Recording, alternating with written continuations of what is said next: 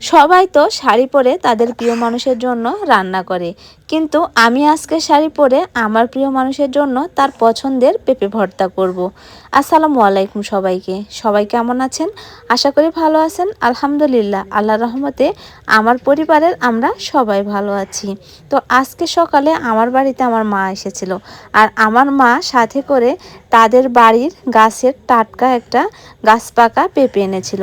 আমার বাপের বাড়ির সবাই জানে আমার ছেলে মেয়ে এবং আমার স্বামী তিনজনেই পেঁপে খেতে অনেক পছন্দ করে, সেটা কাঁচা পেঁপে হোক আর পাকা পেঁপে হোক। তো এতদিন আমাদের পেঁপে বাগান ছিল, সেখান থেকে খাওয়া হয়েছে। তো পেঁপে বাগান শেষ, আর আমার বাপের বাড়িতে যেহেতু পেঁপে গাছ আছে সেহেতু তাদের বাড়ি থেকে পেঁপে পাঠানো হয়। তো আজকে যে পেঁপেটা আনা হয়েছে এটা আপনাদের ভাইয়া আবদার করেছে তাকে মাখিয়ে খাওয়াতে হবে। তো দিনের বেলা অনেক কাজ করেছি আর মাখিয়ে খাওয়াতে পারিনি ব্যস্ততার কারণে। তো ভাবলাম রাতের বেলা একটু সেজে গুজে শাড়ি পরে সুন্দর করে তার মনের মতো করে পেঁপেটা মাখিয়ে দিই। যদিও সে এখন বাড়িতে নেই, বাড়ি থেকে একটু দূরে, মানে বাড়ির বাহিরে একটা মোড় আছে সেখানে আছে।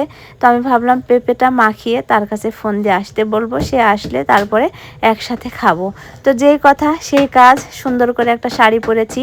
এই শাড়িটা যদিও আমার অনেক দিন আগের শাড়ি, গিফটের একটা শাড়ি, কোনোদিনও পরিনি, আজকে প্রথম পরেছি। তো শাড়িটা পরে আমাকে কেমন লাগছে অবশ্যই জানাবেন। তো এদিকে পেঁপেটা আমার কাটা ধোয়া কমপ্লিট, মানে ছিলানো কমপ্লিট। এখন পেঁপেটা আমি ছোট ছোট করে কেটে নিব। আর পেঁপেটার কালার মাশাআল্লাহ অসাধারণ, একেবারে গাছ পাকা টাটকা পেঁপে, তো খেতেও দারুণ মজা লাগবে। এদিকে কাটতে কাটতে আমার মেয়ে কিন্তু অর্ধেক পেঁপে খেয়ে ফেলেছে। আমার মেয়ের আবার পাকা পেঁপে এতই পছন্দ। তো পেঁপে কাটা শেষ, এখন আমি এই যে সব রকমের এখানে মশলা দিয়ে দিয়েছি।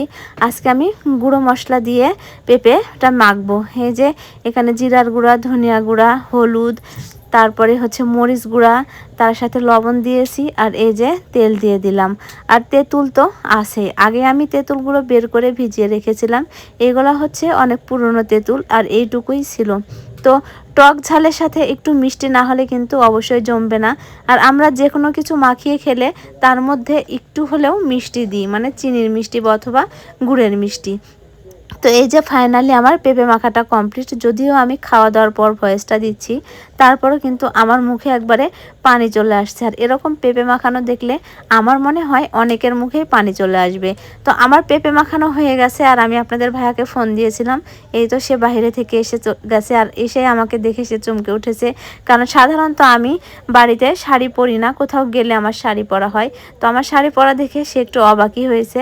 তো তারপরে এই যে পেঁপেটা আমি তাকে খাইয়ে দিচ্ছি। তো সে খেয়ে বলছে হ্যাঁ অনেক সুন্দর হয়েছে মাখানোটা। সে আরও বলেছে যে মাঝে মধ্যে এভাবে বাড়িতে শাড়ি পরলেও তো পারো। তো যা হোক, আমার পেঁপে মাখানো দেখে কার কার মুখে পানি এসেছে অবশ্যই জানা।